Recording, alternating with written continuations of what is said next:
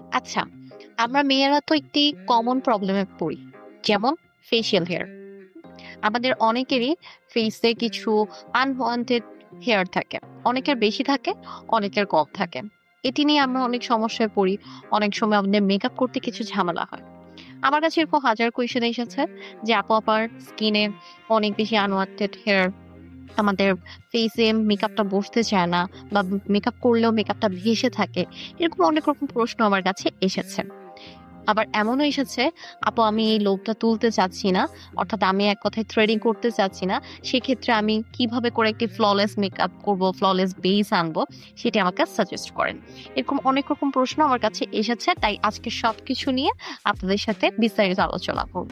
Usually অতিরিক্ত facial hair থাকলে আমরা থ্রেডিং করি অথবা আমরা তুলে ফেলি লোমটাকে ওয়েক্সিং এর মাধ্যমে, যে কোনো কিছুর মাধ্যমে আমরা এই লোমটিকে তুলে ফেলি। এতে করে আমাদের স্কিনটার বেসটা মেকআপ করতে কোনো প্রবলেম হয় না, মেকআপটা একদম ফ্ললেস একটি বেস দেয়। কিন্তু অনেকে আছেন যারা এই লোমটি তুলতে চায় না।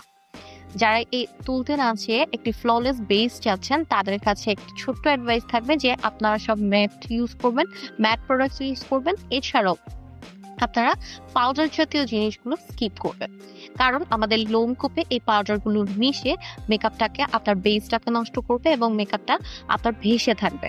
ফলে আপনার একটি ফ্ললেস বেস যেটি আপনি চাচ্ছেন সেটি থাকবে না। ইউজুয়ালি যখন আপনি থ্রেডিং করবেন অথবা আপনার স্কিনে আনওয়ান্টেড হেয়ারগুলো রিমুভ করে ফেলবেন, সেক্ষেত্রে আপনার বেসটা কিন্তু খুব পারফেক্ট এবং ন্যাচারাল দেখাবে এবং খুব সুন্দর করে অ্যাডজাস্ট হবে। কিন্তু আপনার যখন একটি আলগা লোম থাকবে, অর্থাৎ এক্সট্রা আবরণ থাকবে লোমের, তখন আমাদের এই টাইপের মেকআপ গুলো করতে একটু ডিফিকাল্টি ফেস করতে হয়। সেক্ষেত্রে আমাদের পাউডার জাতীয় জিনিসগুলো স্কিপ করতে হবে, সব লিকুইড আইটেম ইউজ করতে হবে, কারণ পাউডার আইটেম গুলো আমাদের স্কিনে অ্যাবজর্ব হবে না সহজে। ফলে আমাদের বেসই হয়ে যাবে নষ্ট। তাই এই ধরনের পাউডার জাতীয় যে জিনিসগুলো আছে, লাইক লুজ পাউডার অথবা কম্প্যাক্ট পাউডার অথবা সাথে হচ্ছে ব্লাশের যে পাউডারগুলো থাকে, এগুলো স্কিপ করে চেষ্টা করবেন লিকুইড আইটেম ইউজ করার। আরেকটা জিনিস খেয়াল রাখতে হবে, যেহেতু আমাদের লোমের গোড়ায় অনেক রকম মেকআপ, ডার্ট, অনেক কিছু জমে থাকতে পারে, তাই সেক্ষেত্রে স্কিনটাকে ভালো করে প্রেপ করে নিতে হবে। ইউজুয়ালি আমরা সময় মেকআপের আগে স্কিনটাকে প্রেপ করে নিই, তবে যাদের হচ্ছে আনওয়ান্টেড এরকম হেয়ারের সমস্যা আছে তারা একটু এক্সট্রা কেয়ার নেবেন, অর্থাৎ প্রিপারেশনটা একটু ভালো মতো নেবেন মেকআপ করার আগে।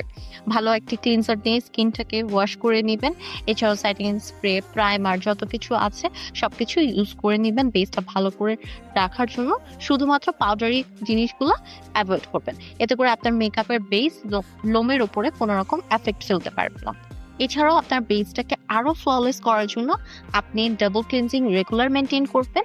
এছাড়াও উইকে 1 থেকে 2 দিন এক্সফোলিয়েশন করবেন আপনার স্কিনে। সো এরকম আরো আরো ইনফরমেটিভ ভিডিও পেতে একটি লাইক দিয়ে যাবেন এবং অবশ্যই শেয়ার করতে ভুলবেন না।